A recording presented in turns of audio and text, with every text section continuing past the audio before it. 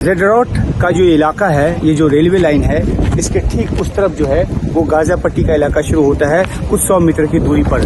और जो हमास के आतंकवादी आए और उनको जैसे जैसे रास्ते में गाड़ियां मिलती गई, उन गाड़ियों पर वो अंधाधुंध फायरिंग करते गए और उन गाड़ियों में जो भी सवार थे उनकी जान लेते गए।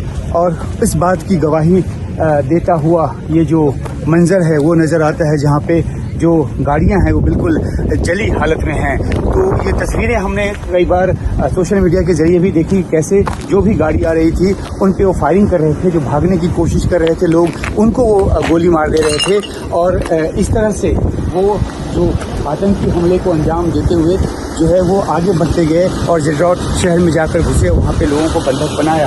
अब हमने देखा है कि किस तरह से सुरक्षा की जो बंदोबस्त है, जो मुस्तैदी है, वो किस तरह से बढ़ाई गई है। यहाँ पे बिल्कुल पिन पॉइंटेड तरीके से गन के साथ जो यहाँ पे जो सुरक्षा बल के जवान हैं उनकी मुस्तैदी है। और बिल्कुल इस तरफ से कि अगर दोबारा इधर से आएँ, क्योंकि बार बार हमास की तरफ से धमकी दी जा रही है कि वो फिर से हमला करेंगे, हमला वो कर भी रहे हैं। शहरों में उनकी कई जगहों पे मौजूदगी भी है, जो बात कही जा रही है। और इस वजह से जो खतरा है पूरी तरह से टला नहीं है। और यही वजह है कि जो देखिए किस तरीके से यहाँ पे जो गाड़ियाँ हैं वो जली हैं।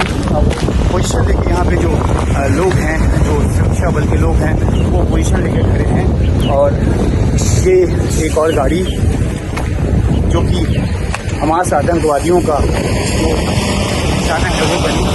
और इसके बाद जो है सुरक्षा के बंदोबस्त खड़े किए गए।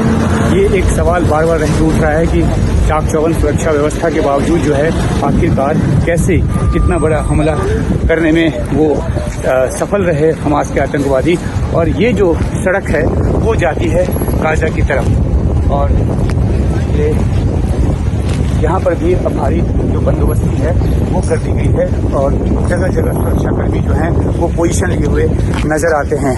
तो ये जेडरोट वो इलाका जहाँ बड़ा आतंकवादी हमला सबसे पहले हुआ और यहाँ से आगे बढ़कर जो आतंकवादी हैं इजराइल के दूसरे हिस्सों में भी गए। तो ये एक मुख्य जगह रही आतंकवादियों के निशाने की। जेडरोट हाईवे से उमाशंकर सिंह, NDTV इंडिया।